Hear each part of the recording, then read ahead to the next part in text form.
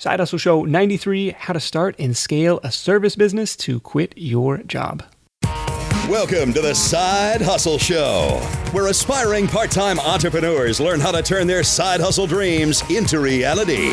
Because your 9 to 5 may make you a living, but your 5 to 9 makes you alive. And now, your host, Nick Loper.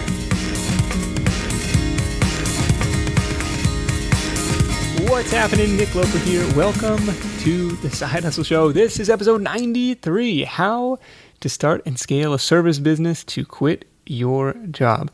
I'm on a little bit of a service business kick here ever since talking to Brian Harris back in episode 87. Highly recommend that one if you haven't listened to it already.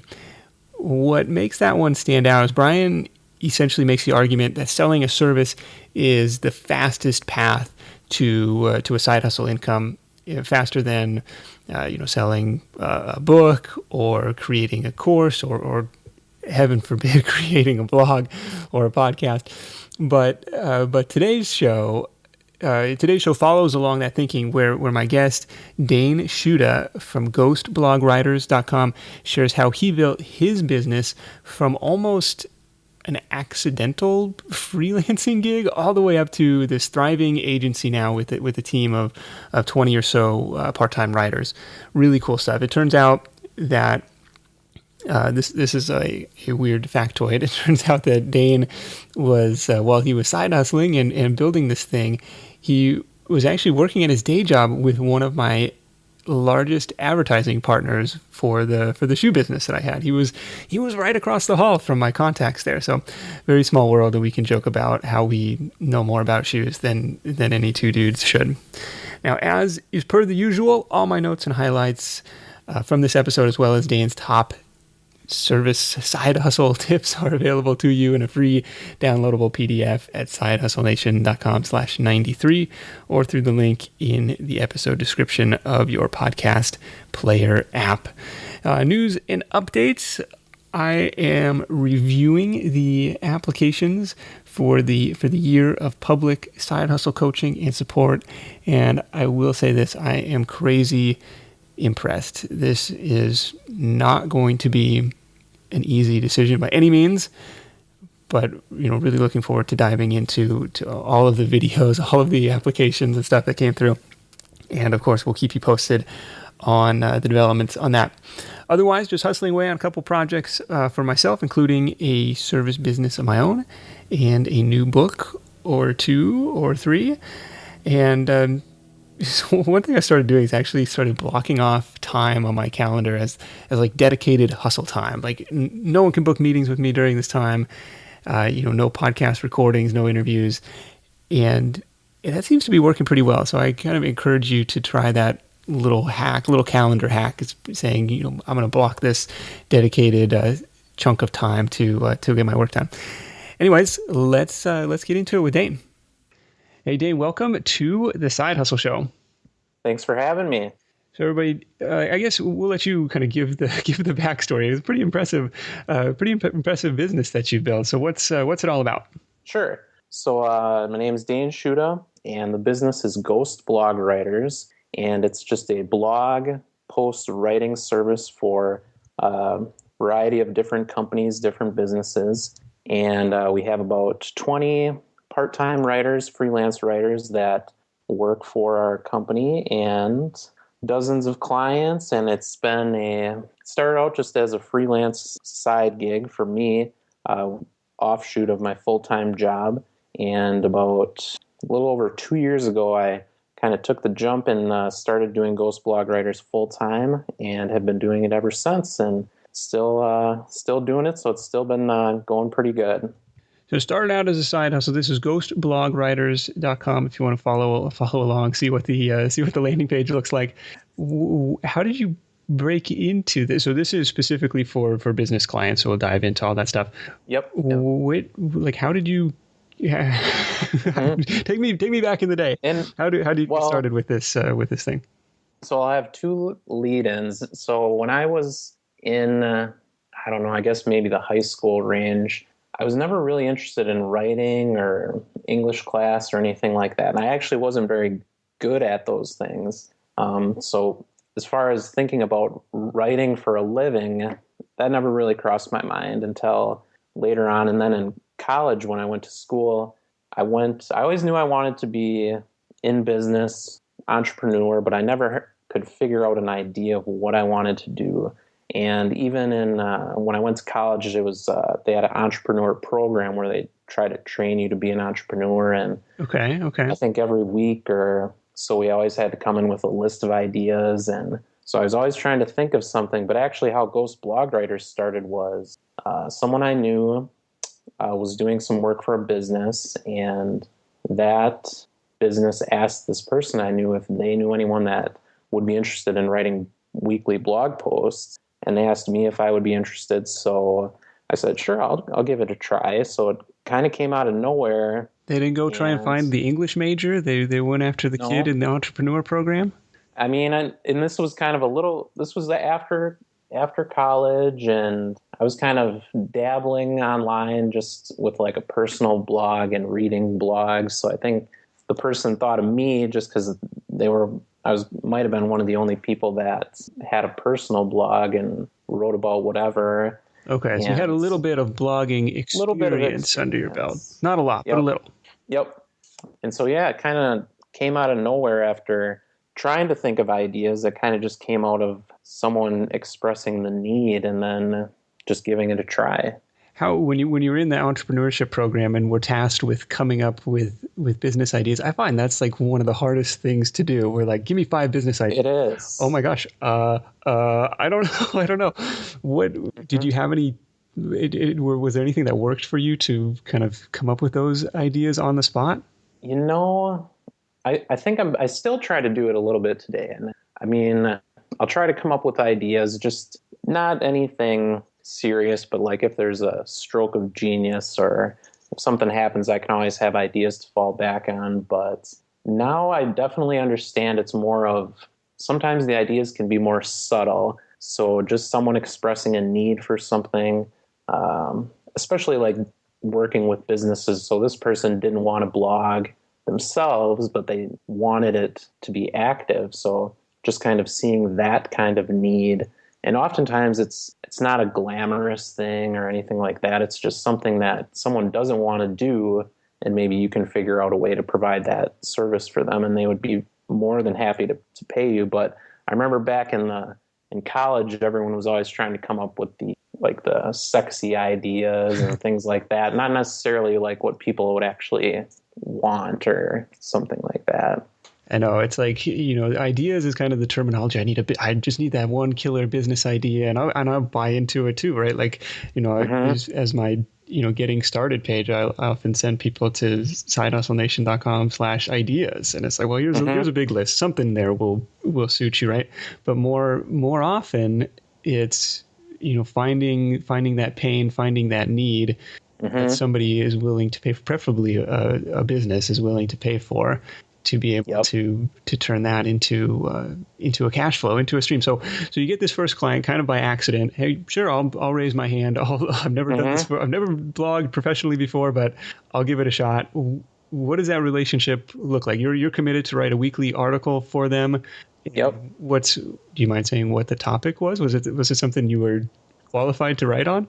I was not qualified to write on it. It was actually a women's skincare company. Okay. And they were overseas, so I don't know if they're still in business. They haven't been a client for a little while. That was just kind of my first one, but so I was not qualified to write on the topic, but something I've always, I don't know if it's part of my personality, I've always been very curious, or I spend a lot of time on Wikipedia. Just even as a kid, my parents had like the set of encyclopedias, and I was always reading those, and so I think I was always good at research. So I could see what like latest news was out there about skincare, or see what questions people were asking, and write the articles from gaining that knowledge. So I didn't know about it, but learned a lot about it over the course of working for that client. And what did you charge them?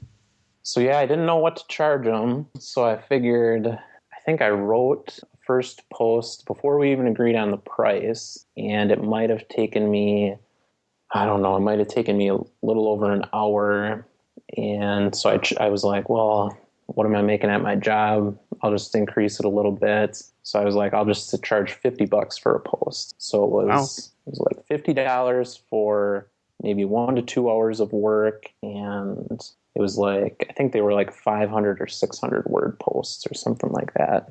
Okay. Yeah. But still, to be able to crank that out in an hour, I mean, that's pretty good hourly rate, especially for somebody right out of college. And that's kind of what I mean, I definitely increased it.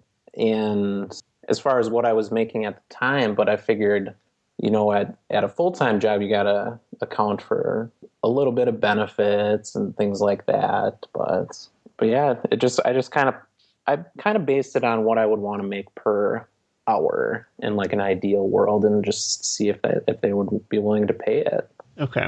This was not related to your day job at all. It was kind of, because a lot of times I think you can kind of look through your resume, look through your work history to find pains or problems or skills that the companies have a track record of paying for.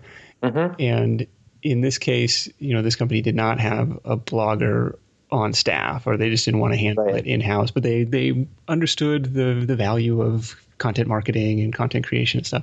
Yeah. I'm just trying to bring some parallels to what other niches or industries this could be applied in, and that was one idea, was to look through the resume. What came next? So after that, I started working for that client. I think it was every week we did a post. So I would just write it and upload it to their site, and just got better at doing the research and got better at doing the formatting as far as putting headings in there and writing shorter paragraphs and asking for comments, or how to include links and internal linking. So I learned a lot about blogging just from that first client. And then I was always on Twitter, just kind of following people. And one of the people I followed, they out of nowhere, I think it was the CEO of a small tech company. And he said, I have a side project and I'm looking for a blogger. Does anyone know one? So I responded to him and told him to email me. And he told me about this side project he had. It was like this forum he had for sport motorcycles, and he wanted to start a blog. And so that became client number 2. I had to learn about sport motorcycles that I didn't really have any experience with as well.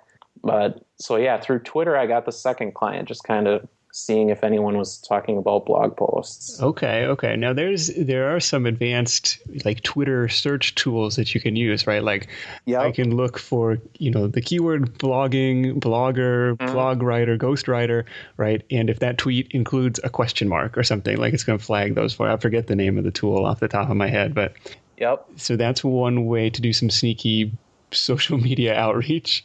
Definitely. Yeah. Twitter, I mean, people will say or ask for things or express needs. So, I mean, if you follow, and even like Twitter lists, like you can kind of segment to like different founders or different managers or marketing managers and just kind of follow them. And a lot of times they'll just update a tweet like, oh, I'm struggling with this, or I didn't have time to do this. And you can probably get ideas for a side business that way, just by seeing what people are talking about. Yeah, that was, that's not a bad tactic. Whatever your vertical is, whatever your niche is, trying to find people who are asking questions about that. Number one, to try and be helpful and not spammy. Like, oh, have you seen such and such a resource, or this really helped me, or I don't know how pitchy it would be to be like, oh, I can help you with that, or maybe try and start up a little conversation before going for the jugular there. Right. Yep. So we've got skincare, and now we've got sport bikes. Yep. And part of the idea that a lot of people will espouse is to niche down. Like, I'm going to be your go-to business blogger for skincare professionals or skincare companies. And what's your take on niching down too wide or too narrow?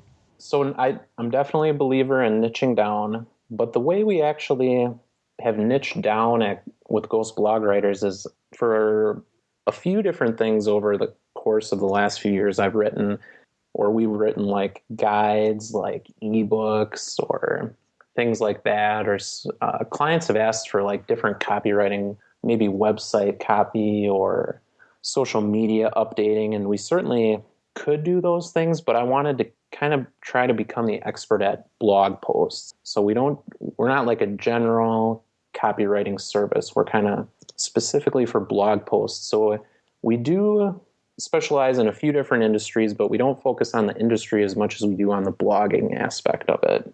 Okay.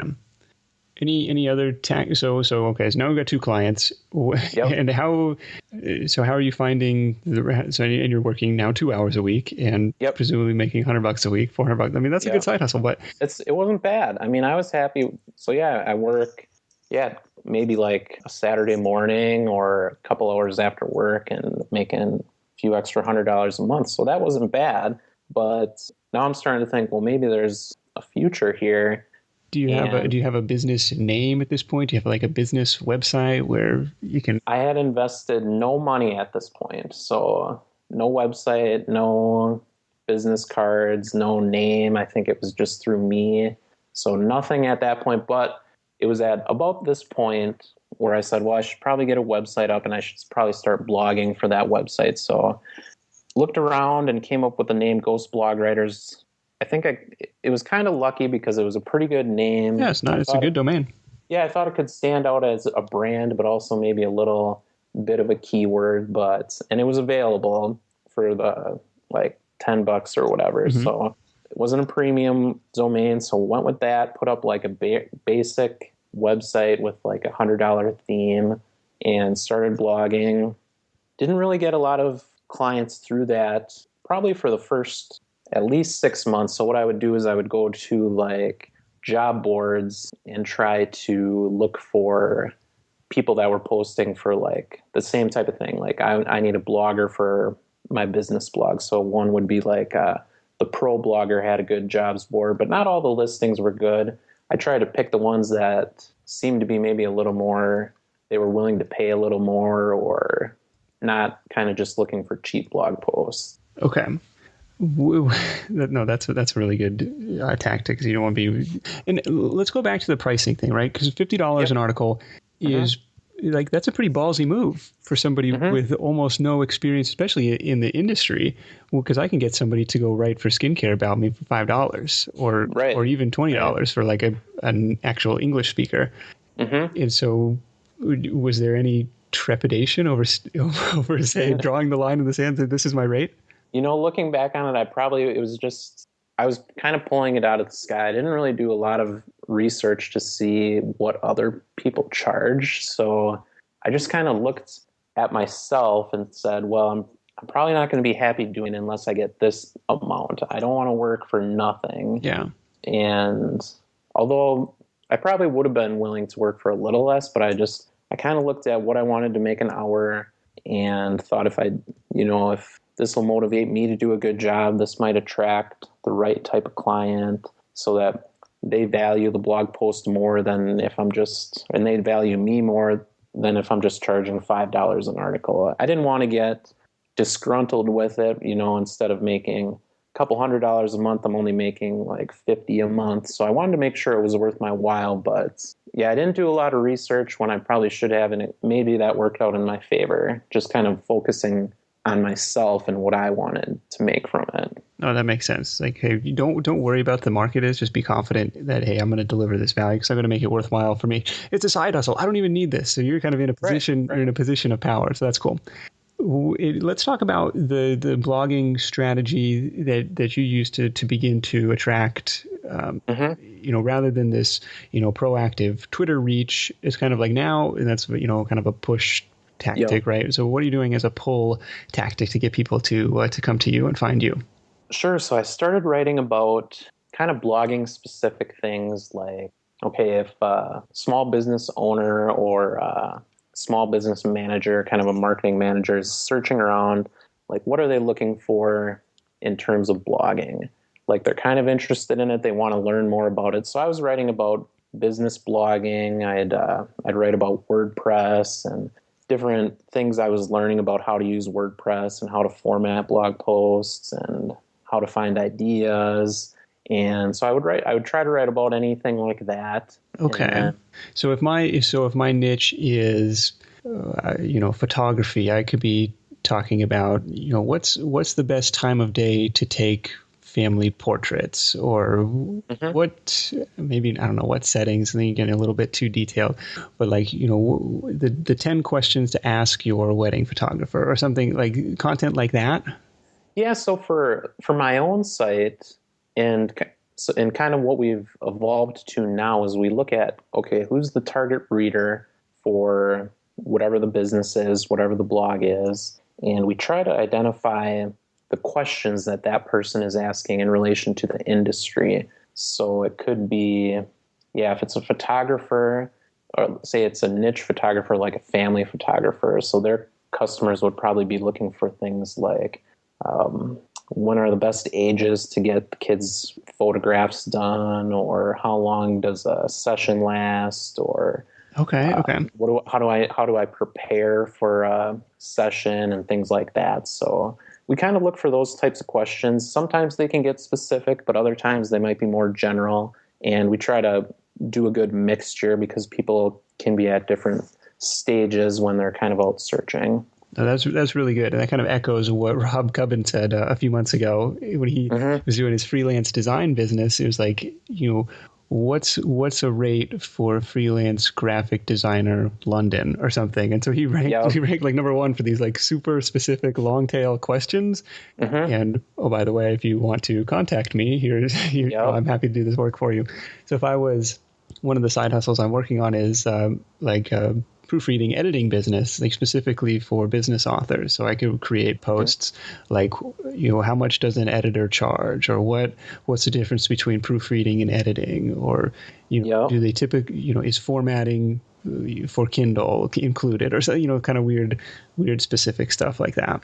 Yeah, we kind of, what we do is definitely focus on those specific things, because you can rank well, or even if you share it in social media, if someone's in that frame of mind, they'll jump on that post because they want to know.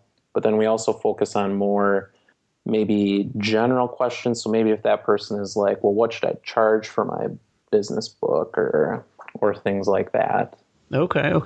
Or how do I promote my business book? And you could write like 5 ways to build buzz for your business book or something like that. So still writing about what that person wants to know. So you're attracting your customer, maybe a little bit outside of your expertise, but if you do some research, you can compile some good information.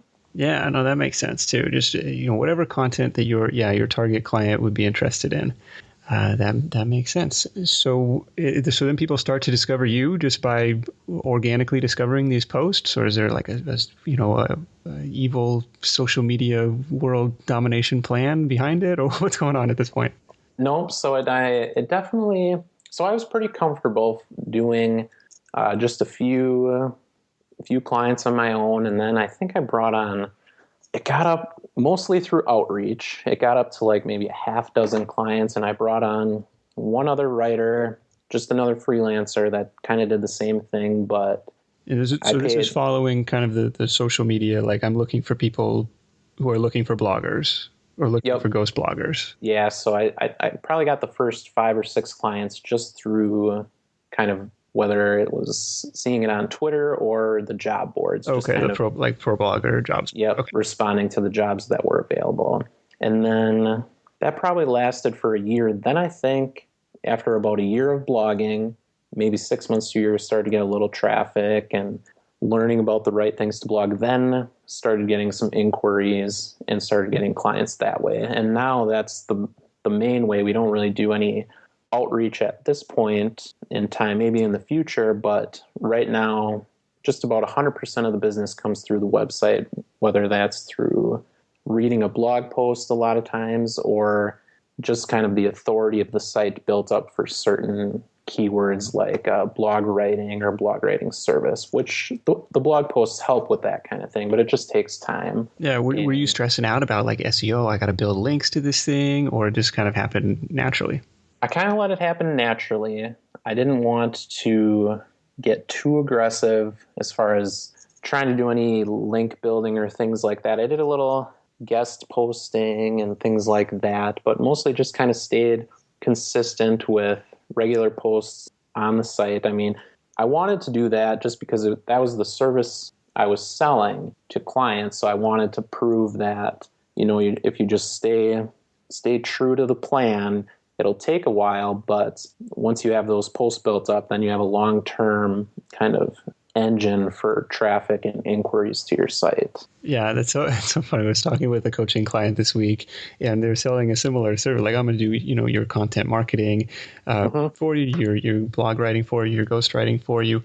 And then we were looking at her site, and we were like, well, there's not much to the blog here. And we were like, well, do you want to invest in all this time when you should be doing client work or out hustling for clients? Right. And then they might come back over here and say, well, you got to practice what you preach. And so I can definitely appreciate the conflict there, because it's time consuming work that you could, it's speculative work, right? You're not 100% sure it's going to repay you, but you're, especially in this business, like, you kind of are banking on it, because that's what you're selling to customers too. Yeah, I felt obligated to do it.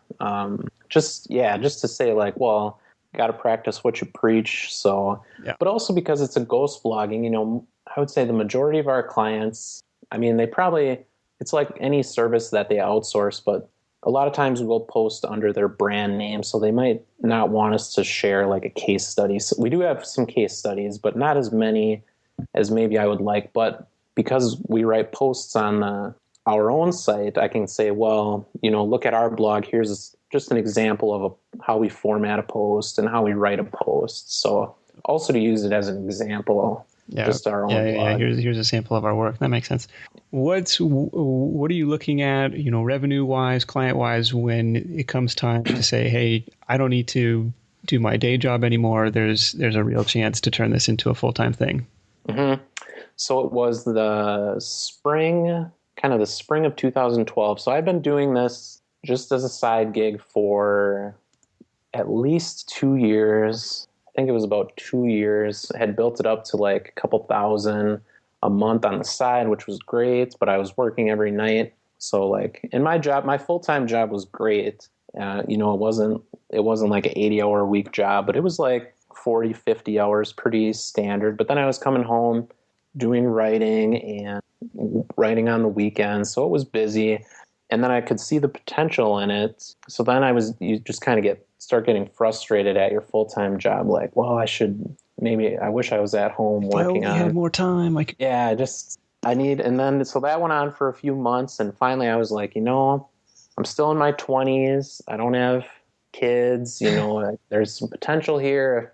If I'm going to do it, I'm just going to try it now. And there's, it'll probably work. You'll have 50 extra hours a week. I'm not quite up to the money I'm making on my full-time job. And if I give up my full-time job, it's like losing more than half, but build up a little savings. So summer of 2012, I just kind of took the plunge and just kind of went on faith. Yeah, and said, hey, with this extra time, I'll be able to pick up the difference, within, whatever, a comfortable amount of time. Yep. And I figured, it would be good experience. If worst came to worst, I could always find some other type of job if I had to. Right.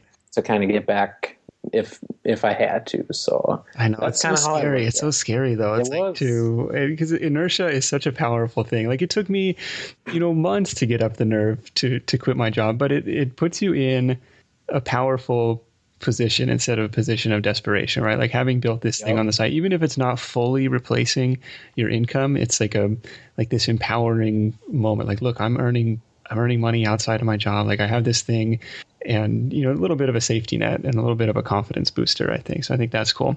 Yeah, and I should say, so I don't think that it was like a brave move for the reason. So my girlfriend at the time, we had been dating. We started dating in 2009, and in 2010, she's a website designer, and she kind of did the same thing. She was designing websites on the side, and like 2 years before I did, she left her job. Oh, wow. You got like a household of side hustles. Yeah.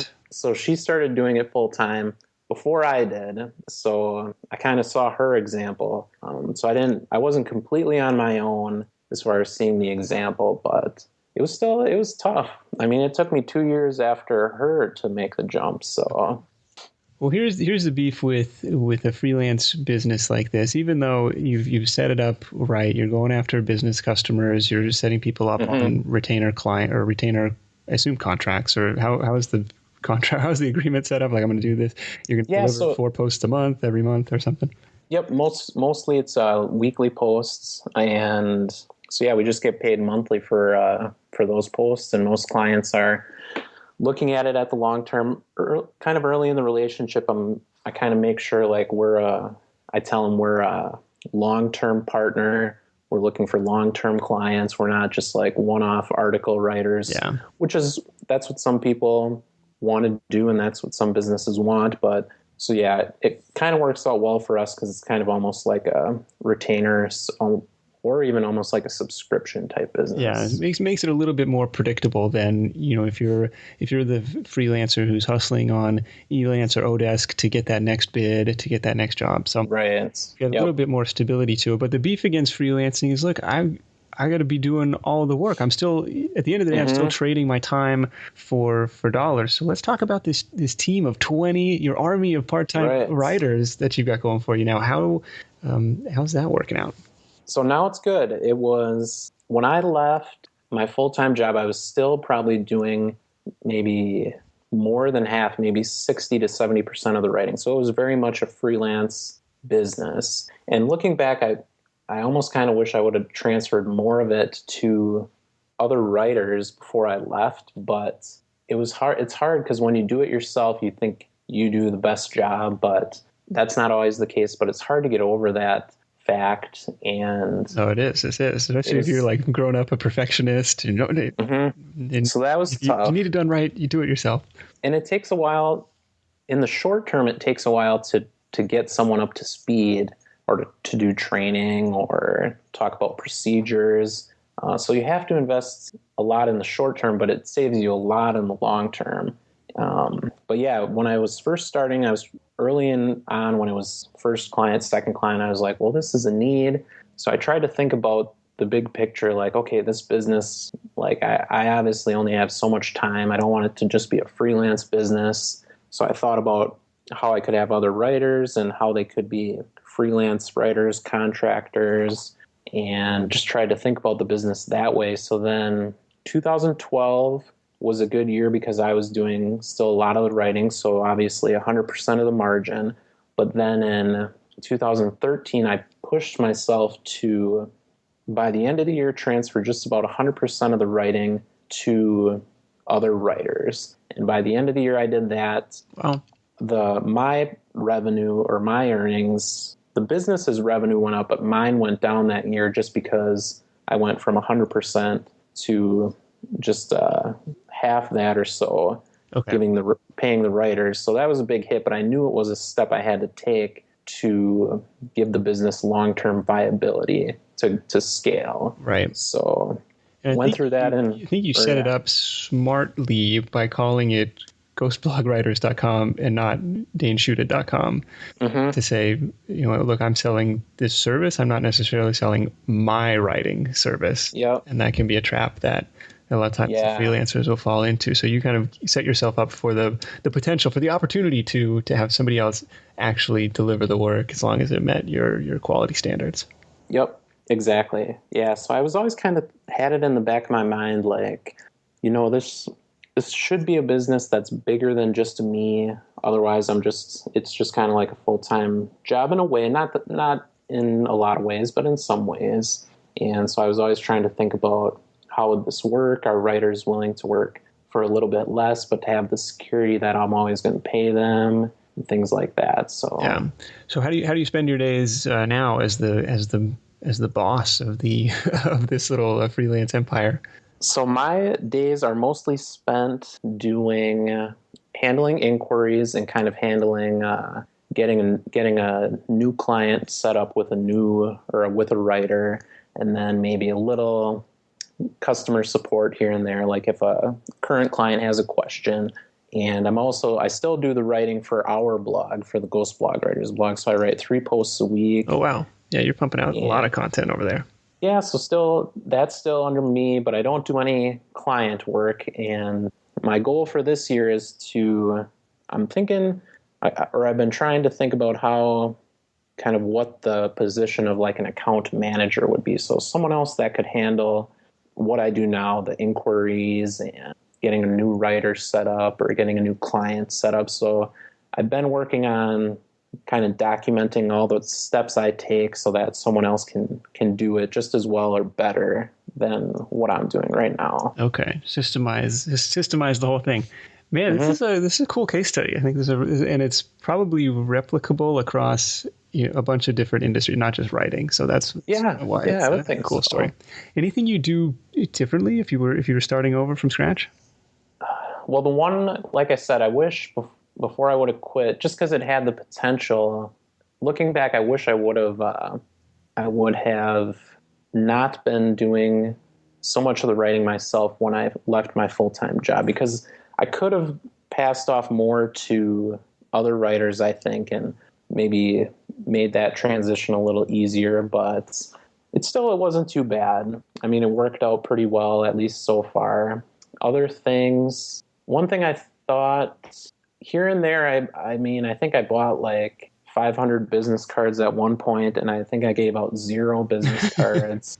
And so that stack sat in my desk. So there's things that I found. You got to have business cards. You're in business for yourself, though. That's the thing. I understand that. You kind of think you need some of those things, but like I said, I started it for $0, just kind of providing a service. Yeah.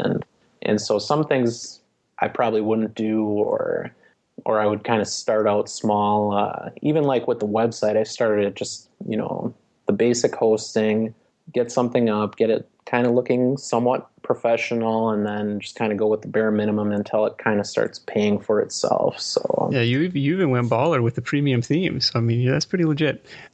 My first theme might have been a free theme. Okay. and then I think my now wife, she designs websites. So then she, I think, was kind of embarrassed that I had a free theme. So she kind of customized it. And then now it's a fully customized, I guess it's a design or a theme, still on WordPress, but she's helped with that. But I think it started as a free theme. Yeah, very much a lean startup. I like it because Brian Harris a few episodes ago makes that same argument. Like, look, there's 3 main ways to make money online. Right? You can sell advertising, requires a ton of traffic to make it interesting. You can sell a product that you got to create, or you could sell a service, and boom, you can get started selling this service. With no website, with no overhead, no nothing. You just find a customer and go. Yeah. So perfect case study, perfect example of that.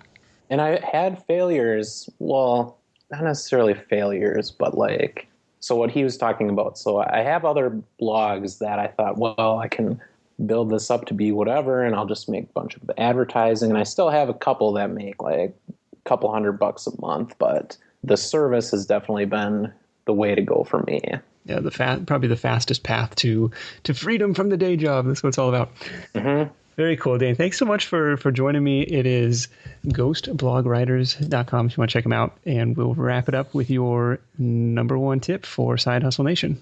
My number 1 tip, kind of what we talked about earlier, is even when you stumble on an idea, well, kind of figure out something someone needs and you maybe start doing it yourself. Always leave time during the week or during the day to think about, okay, what can this business be, 10 years in the future, 5 years in the future, beyond just yourself? Whether you have, what tasks is it going to include? How could people fill those tasks? And just think about how you could scale it, because then you can turn a side hustle into like a full-time business that you own, not necessarily overnight, but maybe in a few years. And it's easy, and it was easy for me to get caught in the daily work of, I need to get a post done tomorrow for a client, and doing that and being exhausted. But I always tried to leave time to think about, okay, I have to focus on the bigger picture. Like, what am I doing to scale this? So always leaving time to do that type of thinking would be my number 1 tip. Cool. Yeah, that's what gets you from freelancer to business owner. So very, very cool stuff. Yep. Dane, thanks so much. We'll talk to you soon. All right. Thank you. This edition of the Side Hustle Show is brought to you by Ting, the no-contract, pay-for-what-you-use cell phone provider, Ting. Now, my wife and I made the switch from Verizon over to Ting last year, or a little bit over a year ago. Actually ended up saving over $850 in the 12 months since then. So it's real money, as they say. It's real money. Ting operates on the Sprint network, so make sure you've got Sprint coverage in your area. But that also means you can bring any Sprint-enabled device, iPhones included, which is a big deal for us, and we're able to keep our same phone numbers.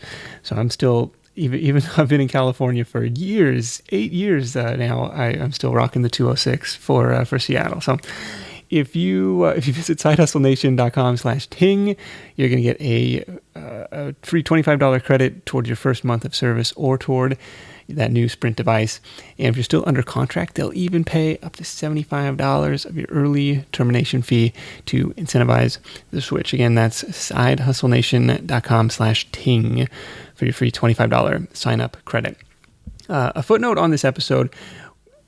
Dane mentioned after we stopped the recording that another one of his tactics was looking on Quora for blogging related questions or small business marketing related questions, and using that as blog fodder for his own blog. Not necessarily investing the time to answer that question on Quora, which I kind of did a little mini case study on last year and didn't turn out to be super valuable use of your time, but like saying, hey, these are questions that my perfect audience, my target audience is asking. How can I create content to help them? And so turning those around and answering those questions on your own site was a cool little tactic he shared after I hit the button. All the notes and highlights, including that one, are available to you in a free downloadable PDF along with Dane's top tips and tactics at sidehustlenation.com/93 or through the link in the episode description of your podcast player app. In the meantime, happy Valentine's Day. I love you. Side Hustle Nation loves you. Thank you so much for listening. Until next time, let's go out there, make something happen, and I'll see you next week in episode 94. Hustle on. Thanks for listening to The Side Hustle Show at www.sidehustlenation.com.